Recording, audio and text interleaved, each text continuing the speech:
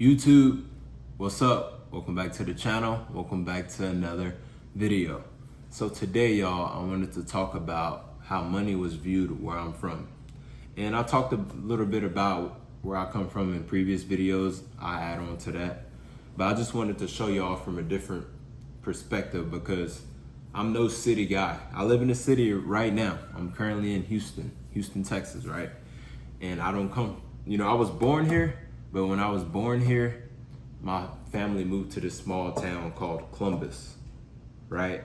So I'm not from the city. Like, I didn't grow up and go to school down here. I didn't get that experience. I grew up in a small town, so it's totally different now. And the reason I'm out here, and I told y'all in previous videos, the reason I'm out here was for opportunity to change my life. Like I said, I always wanted to be rich. I always knew I was gonna be rich. Not just like rich, but just successful overall. Like, I knew our situation as a family, and I'm just like, man, I'm gonna be that person in the family to change the narrative. I'm not saying I come from a bad background, y'all. Like, I wasn't poor or, didn't have nowhere to stay, sleep. There've been people out here with worse stories. Like, I come from a middle class family. I'm just saying, like, growing up throughout my years, like, with middle class American parents, scoping me in a way of having a limited mindset, thinking the only way I can be successful is working a job, right? And that wasn't the case. So that's why I wanted to bring this up today. But going back to it, y'all, like I said, I was born in Houston, Texas, but as soon as I was born, I think my parents stayed down here until I was like 2. It's like 2.5, going on 3. That's what my mom told me. And they moved to Columbus. They said they was tired of the city. They didn't want to be in the city no more. And also, it was kind of too expensive for them and the situation they was in at the time when I was a baby and coming up, right? Like, my mom and dad, I got a lot of siblings, y'all. I got a lot of siblings. So they had to do what was best for their situation. So going back to it, grew up in a small town. Went to elementary there, I went to middle school there, and I went to high school there. That was basically my roots. That's all I knew, right? And it's a difference between small town versus city. And y'all all know that. It's just common sense. It's more opportunity that's gonna be in the city. But growing up, where I come from, I was taught that, hey, work for money. Work. That's the only way you can be successful, right? And how money was viewed where I'm from is, you better save. Like, I vividly remember this. From the time I got my first job at a restaurant, I was 14. I got my first job at 14, y'all. If that don't tell y'all nothing, I don't know what will. But I got my first job at 14. I worked at this restaurant called Shobles. I'll never forget it. And I worked there for a few months. And my goal was to save up for a car, because I did everything early, y'all. I was just an early bloomer. Like, my parents was working, literally slaving Monday through Friday, and my mom worked weekends too. So I'm saying, like, I just wanted to be the biggest help I can be as far as, like, getting my license early, picking my brothers and sisters up from school, running errands if my mom and them needed me to.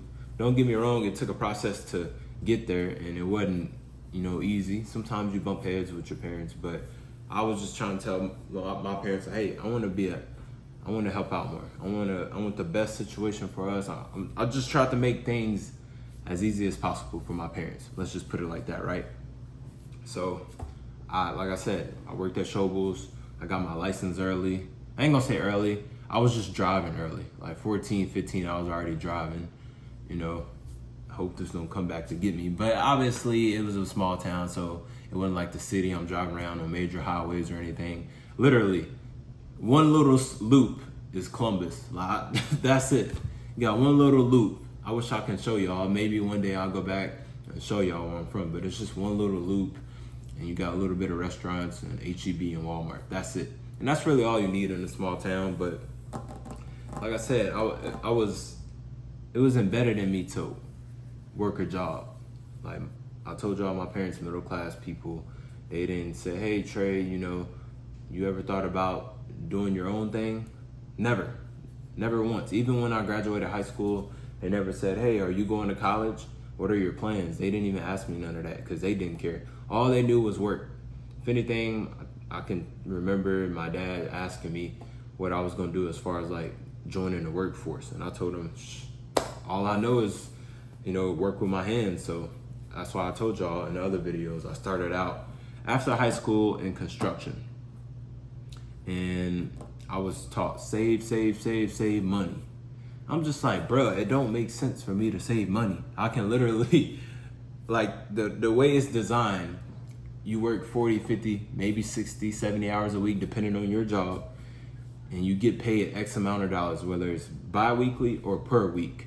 And you're supposed to save when you got bills, when you got other wants and needs and stuff. Like, how am I supposed to save? Like, what's the point of saving and I can't get ahead with it, right? Because even back then, the prices for stuff was a little bit high for your job, right? Like whatever job you had. Like, for example, I was in construction. I told y'all I was making like $400 or $500 a week. And the reason I got that job is because I wanted a truck. And I'm like, fuck, I gotta work. My parents, can't buy me a truck. I gotta do it myself. So I'm just thinking, like, at this job, I make $500 a week. There's no way I'm gonna be able to save and get ahead to get a truck and also put more money back into the bank as far as like to do whatever with, right? Like, I was really tough on that 500. Like, I would only spend 100, 200, and then the rest to go towards bills. But I also had the benefit of living with my parents still, so I had some leverage room. But I knew back then, y'all, like, it wasn't for me. It wasn't. I'm like, something not right about saving money, but you getting paid very minimum. It don't matter how hard you work at your job. It don't matter how hard you work at your job. At the end of the day, your check's still gonna be the same, even if you put in overtime. And there's no really benefit with putting in overtime because they're gonna double tax you. Sam and them, Uncle Sam gonna double tax you. So you get taxed for overtime too. For those of you that be like, oh, I'm gonna get that overtime. Like, no, your ass gonna get taxed more. So it's really no benefit. But basically, what I'm trying to say, y'all, is small town living. My parents was middle class people. I didn't really see the infrastructure of opportunity as far as like making a lot of money. Even like in a small town, if you make 6 figures, 100,000 plus in a small town, to the country folk, to the small town people, you rich, you getting a lot of money. If you make 10, 15, 20,000 a month, you classified as rich in a small town. Yeah, so I was doing like 11 to 1,200 when I got into trucking. Oil field was kind of like the same. I was making like 900 to 1,000 a week, but it varied on different jobs because I had 2 different oil field jobs and I had 2 construction jobs. And trucking jobs, I had 4. So it varied depending on what job I worked. But even if you're making 1,000 plus in a small town, you're doing pretty good for yourself because obviously small town living is way cheaper than living in the city. Hint, which is why I'm living in the city now. I'm like, bruh, there's no opportunity for me in the small town, Columbus. I'm limited on what I can do here. You either gonna work with your hands or you gonna work at a store or a fast food place. And that was just, I was in that bubble because I didn't have no degree or nothing. So it's just like, you gonna work physical, no matter what. Like working at a restaurant and working at a store is physical labor too. It's just not as physical if you work in the oil field or driving trucks or construction or power line worker or HVAC. Like, it's just not as harsh as having to be out there in the weather and, whether it's hot, cold, and deal with a lot of bullshit. Like, it's still similar. You're still working with your hands, right? This is why I moved to the city. I'm like, I need opportunity. I need a way to where I can make X amount of dollars to put back and also X amount of dollars to invest. I do believe in a rainy day fund, but at the same time, I'm also like, just go all out. I had to switch up locations, y'all, because at my apartment, it was kids screaming by the pool. I live by the pool on the 4th floor, and I don't know what they had going on out there, but it was super duper loud, and I had to switch it up. I want y'all to hear me. It's crazy I pay all this money to live at a nice luxury place, and I had to change the locations. Nobody's saying nothing. So I'm like, you know what? Switch up environment. But anyways, going back to it, I was saying it's good to have a rainy day account and also an investment account. But you know, I'm really just on investing. You know, put a tad bit back in the rainy day fund account or whatever, but mainly focus on your investment account, having the capital be on go, literally on go, to discharge it out to whatever it is that you want to invest in, whether it's back into yourself or a business or whatever it is that you want to do. But I'm more into like taking risks rather than, oh, I'm gonna save, because working a job, you're only gonna be able to save just a certain amount. You're not gonna be able to save a lot, right? Because at the end of the day, they only pay you enough just to get by. They don't pay you enough to basically live in abundance, right? But going back deeply into it, I was saying that, you know, I came to the city, new opportunity, and I was doing that. You know, I was working at Quikrete, as y'all seen in the truck driver videos that I was talking about, like different things about Quikrete and stuff. I was doing all right for myself, moving to the city. I mean, yes, I was still working a job, being a truck driver, working Monday through Friday, making a good amount a week, you know, $1,200-$1,400 a week, and keeping my expenses to a minimum, right? I was able to take care of myself and have enough to put back also into an investment account as well. But in the process of doing that, I'm just sitting around, I'm like, man, I know for sure if I stay at this job, I'm gonna be limited on what I can do as far as living wise, cars I can drive, how many times out of a year I can travel. Like, I'm just like, I'm not with that. And also taking care of my family. Like, I do want to retire my parents, so I'm like, not gonna be able to do it. So I start implementing side hustles. Like I told y'all, I was experimenting around with different side hustles and trying to figure out which one of them could give me a fast turnaround time to give me some money. And I ran across social media. And I'm not saying it in that way. Yes, I know social media been around for a very, very long time. I remember Instagram back in 2017. It wasn't as advanced as it is now, but back then, obviously, all these apps, Instagram, Facebook, Snapchat, I'm just scrolling, not utilizing social media in a producer mindset way. I guess you can say I was a consumer, right? And I'm like, man, let me turn this around, because I had a homeboy that had I ain't gonna say big TikTok, but his TikTok was doing all right. He had like 30K followers, and he had a meme page. And then he told me one time he got paid. I'm like, got paid? I didn't know they actually pay you on social media. He was like, yeah. So he showed me, he made like $300 off of a post that went viral. I'm like, oh shit. I was like, man, I want to implement what he did, because I seen some success as far as like making money off of it. So I set myself down. I'm like, look, man, you either gonna go one way. It's really no other way I could go about this. I just said, hey, I know social media is a entertainment platform. People don't get on there to hear like how I talk to y'all. Like, I'm pretty sure like my channel not popular yet. Maybe over the years it'll become more popular, because more people want to listen to me for the self-improvement and motivational and stuff. But I know the turnaround time is not going to be as quick as if I provided entertainment, basically sold people entertainment, right? So I'm like, I'm going to continue to do what I do, like how I'm doing now, but I'm also going to make more accounts and produce entertainment and see. So that's what I did. I was like, man, what get me like when I'm on social media? So what got me was like animal videos. It could be like a lion attacking a gazelle or a bear attacking a deer or whatever. That caught my attention. If I'm scrolling and I seen a video like that, I'm gonna watch that full video, the whole video. So I'm like, damn, you know what?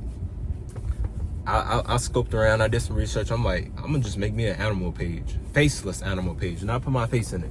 And that's what I did. I came up with a name for the animal page, And then I started producing content. And I was doing this while working a W-2 job. So I had to come up with a time schedule in between my day-to-day work and my job. So I posted 3 times in the morning, 3 times midday, and 4 times in the evening, nightish, like around evening and nighttime. That's when I posted. And I stuck with that schedule. That's 10 videos per day I was posting. And within 2 weeks, y'all, I was monetized. 2 weeks off TikTok. And the reason I knew I was gonna be successful at it is because TikTok is a platform you can go viral very quick. It's like a hit, because like the attention that's on there, like it's one of the platforms you can go viral very quickly and easy, right? You can literally, I can make a video sitting in this car, add some music, throw up some hand signs and edits, and I can get some likes, right? Way different from Instagram and Facebook. So within 2 weeks, I was monetized. I'm like, wow, it actually worked. So now I'm like, how could I maximize my profits on here? Because now I'm starting to get paid for this content that I'm producing. So y'all, I went crazy. Still kept the minimum. It went from, now 10 videos a day was minimum. I was trying to get out like 15 to 20. But I was doing it in a way of where I wouldn't get my account flagged for like a bot or, you know, spam account, whatever. Because that shit is real. But I paid attention to my algorithm, and I paid attention to my followers. What times was they most active? When did they engage? And then I read the comments. What people want to see more? People is giving me what they want to see. So I'm like, okay, whatever. I might have a day where I posted this animal, then I'll switch it up to this animal. I just stayed in my little aura of, you know, switching up my content, but staying with the same niche, staying with wild animals or the wild animal content. And y'all, I did that for months and months, and a year came, and it took very, very good care of me. So within the 2 weeks of getting monetized, the next 2 weeks made a month, and I made $17,225. And what's crazy, I was in the hospital bed from my W-2 job for working a lot of hours. Told y'all I worked 15, 16 hours a day. I was in the hospital bed. You don't get paid directly on TikTok. You got to go through a third party. So I use PayPal. I got a notification from PayPal when I was laying down on the bed. $17,225. I'm like, wow. $17,225 been deposited into my account. And I was just sitting there thinking, I'm like, this is the most money I ever made in a month, ever. And like I said, y'all might thought I was crazy, but I was like, yeah, I'm gonna still go back to work tomorrow. I know it's crazy, but that's that worker mindset. That shit a disease, man. Like if you make 17,000 and don't quit, man, that means you either don't believe in yourself or you just too far in on the worker's mindset, which I had to break from. And I done it, and I'm glad I done broke from it, because my life changed in a very, very different way. Like where I set myself up for different areas of success just because of the hustle. But it didn't start with the animal content. It started with me working a physical labor job, saving my money, being smart with my money, building my credit, you know, being by myself, getting the right mental, implementing side hustles. Side hustles started paying me money, and the side hustles replaced me from my 9-to-5 job. And I built multiple faceless accounts, y'all. Multiple faceless accounts I was successful at, and still is successful at. Social media has its days, but it's always gonna be guaranteed. You know, you get to stay home and post content. You ain't gotta go to a job when it's rainy and cold and hot. You ain't gotta worry about that. You stay inside your house or your apartment and just work. Who wouldn't want that, right? But I'm just saying this because I came up with something digitally. Because in my stand right now, I told y'all, I wish I had a mentor, because I never had one. I never had nobody say, hey Trey, you should do this. You're doing good, but you should add this, or you should try this as well to make more money or whatever, to better myself in whatever area, right? So I'm like, you know what, I'm gonna come up with something digitally for the people that really watch my videos and are real supporters and actually listen to me. I get them the sauce. I put everything in there, all the knowledge that I acquired and still is all in there, and how I managed to make money off faceless content and really like master social media, because now I'm good forever. Like, as long as social media is here, I'm straight. I told y'all last video I was building a Discord community, which is built now. I'm gonna add it in the description. It's gonna be Hustle Wise Community. It's on Discord. I told y'all I was gonna come with the Discord, and it's here. Same thing with the digital course. I didn't have that opportunity. I didn't have nobody to tell me anything. So I'm like, fuck, I didn't have it. I'm not gonna be like that. I'm not gonna be one of them guys that have all the game and knowledge and not want to give it to other people. Because I can leave this earth tomorrow. Nobody would care about me. It's about what I left behind. It's about how many people I've helped out. That's all I care about. Told you, I don't care about none of this money shit or none of that. Yes, I want to be successful and live a good life, but I done seen some weird shit on social media from people faking lifestyles and all of this, and it makes it unpleasant whenever everybody trying to do one thing and they lying about it. It's crazy, but that's it, man. That'll be it for the video, y'all. I really appreciate y'all for tuning in. Like, it's been a long journey. You know, I'm glad I'm able to talk about this and hopefully relate to people. If y'all have any questions, y'all let me know down in the comment section. Like I said, join my Discord. It's gonna be tagged in the description. Hustle Wise Community. Let's get it. I'm ready to tap in, lock in with y'all. Let's see what all y'all got going on. I'm excited. But that being said, I'm gonna end this video. I'll catch y'all next video.